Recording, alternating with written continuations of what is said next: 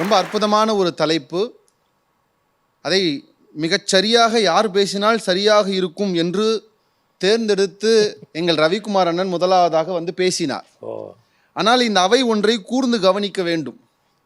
முதிர்ச்சி, வயது போனது இதெல்லாம் பேச வந்த எங்கள் அண்ணனை நீங்கள் கவனித்தால், அவர் ஒரு வெள்ளை மூடி கூட தெரியக்கூடாது என்று நேற்று முழுக்க உட்கார்ந்து டை அடித்து விட்டு, நான் ஒரு இளமையாக தெரிய வேண்டும் என்று கட்டம் போட்ட சட்டையை தேடி வாங்கி போட்டுக்கொண்டு, கண்ணாடி ஃப்ரேம் கூட பார்த்தீங்கன்னா பழைய பட்டிமன்றத்தில் போட்ட ஃப்ரேம் இல்லை, அது புது ஃப்ரேமு. ஏன்னா பட்டிமன்றத்திலே தெரிகிற போது கூட தான் இளமையாகவே தெரிய வேண்டும் என்று நினைத்து விட்டு இங்கே வந்து முதுமைக்காக பேசிவிட்டு போயிருக்கிறார். இளைஞர்கள் 24 மணி நேரமும் செல்ஃபோனோடவே இருக்கிறோமா? நியாயமாக மனசில் கை வச்சு சொல்லுங்க. காலையில் 9 மணி ஆச்சுன்னா பையன்னு ஒரு பூ போட்டு குட் மார்னிங்க நாங்கள் அனுப்புகிறோமா, நீங்கள் அனுப்புறீங்களா? ஏயா சொந்த செலவுலேயே சூன்யம் வச்சுக்கிறேன். உங்கள் வயதில் இதெல்லாம் இல்லை, எங்கள் வயதில் இதெல்லாம் இருக்கிறது. எங்களுக்கு இன்னைக்கு வாட்ஸ்அப் இருக்குது, அதனால் எங்களுடைய காதலிக்கோ மனைவிக்கோ வாட்ஸ்அப்பில் மெசேஜ் அனுப்பிச்சோம். உங்கள் காலத்தில் வாட்ஸ்அப் இல்லாதப்பவே மாதத்துக்கு 300 லெட்டர் அனுப்புனது உங்கள் ஏரியா போஸ்ட்மேனை கேட்டால் தான் தெரியும். இளமை துள்ளலோடு நீங்கள் ஒரு வார்த்தையை சொல்லிவிட்டீர்கள், எங்கள் மனைவிக்கோ காதலிக்கோ என்று. மனைவி இருக்கின்ற போது காதலி இருக்கக்கூடாது, காதலி இருக்கின்ற போது மனைவி இருக்கக்கூடாது. நடுவர் அவர்களே, மனைவி என்று சொன்னது என் சம்பந்தப்பட்டது, காதலி என்பது காளிதாஸ் சம்பந்தப்பட்டது என்பதை சொல்லிக் கொள்ளுகிறேன்.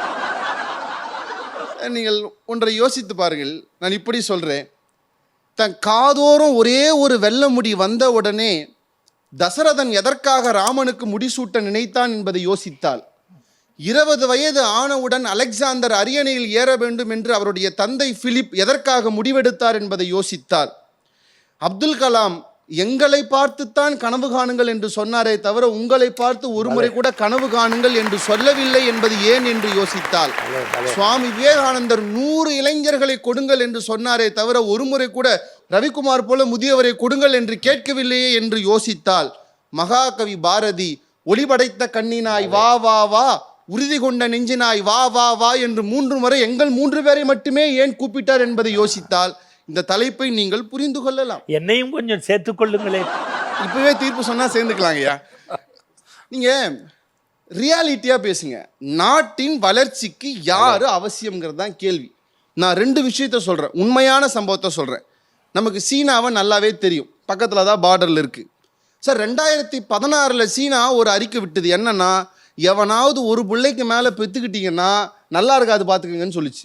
ஆனால் இன்னைக்கு இப்போ 2021 மே மாதம் ஒரு நியூ பர்த் பாலிசின்னு ஒன்று சீனா வெளியிட்டுது. இறந்தமா சொல்லிச்சு, ஒவ்வொரு குடும்பமும் கட்டாயமாக 3 குழந்தைகளையாவது பெற்றுக்கொள்ள வேண்டும்னு சொல்லிச்சு. ஏன்டா இப்படி ஒரு பாலிசியை போட்டோன்னு சொன்னால் அதுக்கு சீன அரசு என்ன தெரியுமா சொல்லிச்சு, முன்னாடி போட்ட பாலிசியால் எங்கள் நாட்டில் முதியவர்கள் அதிகமாயிட்டாங்க, இளைஞர்கள் கம்மி ஆயிட்டாங்க, அதனால் எங்கள் நாட்டின் பொருளாதாரமே சீர்கெட்டு போய்விட்டது, மீண்டும் இளைஞர்கள் தொகை அதிகமாக வேண்டும் என்பதால் 3 குழந்தைகளை பெற்றுக்கோங்கன்னு சொன்னாங்க. ஞாபகம் வச்சுக்கோங்கண்ணே, 3 குழந்தைய பெற்றுக்கணும்னு சொல்லியிருக்கேன். சார், நம்ம நாடு இருக்கு இந்தியா, இளமையான நாடுன்னு பேர். ஆனால் இந்தியா மாதிரி பழமைக்கு பழமையான புராணங்களும் இதிகாசங்களும் பழமைக்கு பழமையான ரிஷிகளும் முனிவர்களும் வாழ்ந்த இந்த நாடு இளமையான நாடு. ஏன் தெரியுமா சொல்கிறாங்க?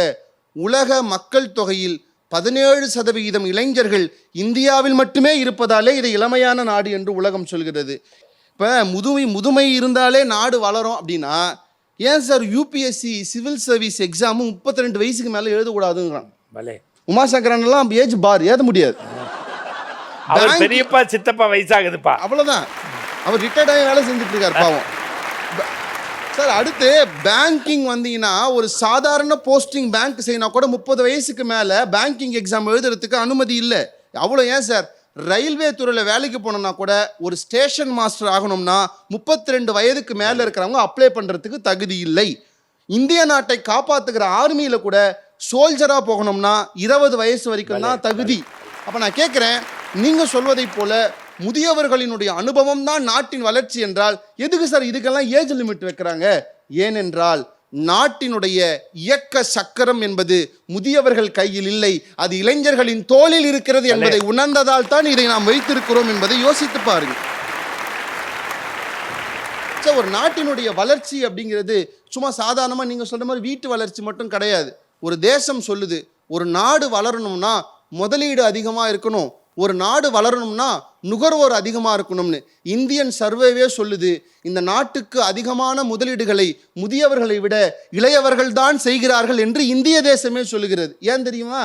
ஏன்னா எல்லா முதியோரும் பென்ஷன் வாங்கின உடனே அதை அக்கௌண்ட்டில் வச்சுக்கிட்டு வட்டி வரதை வச்சு வாழ்ந்துட்டு போவீங்களே தவிர பிஸ்னஸ்ன்னு இறங்க மாட்டீங்க. ஆனால் ஒரு இளையவர் தான் காசு 2 லட்சம் கையில் இருந்தால் கூட போடு ஒரு பிஸ்னஸை செய்வோம், வந்தால் லாபம், வரலனா போட்டோம்னு முதலீடுகளுக்கு மிகப்பெரிய காரணத்தை இளைஞர்கள் ஏற்படுத்தி கொடுத்திருக்கிறார்கள் என்று இந்திய சர்வேவே சொல்லுகிறது. என்றால் நான் மொத்தமாக இப்படி பார்க்கிறேன், இந்த நாட்டினுடைய வளர்ச்சி, இந்த நாட்டினுடைய இளமை, இந்த நாட்டினுடைய துடிப்பு, இது அத்தனையும் ஆற்றல் மிக்க இளைஞர்கள் கையிலே இருக்கிறது என்று சொல்லி நல்லதொரு வாய்ப்புக்கு நன்றி கூறி விடைபெறுகிறேன். நன்றி, வணக்கம்.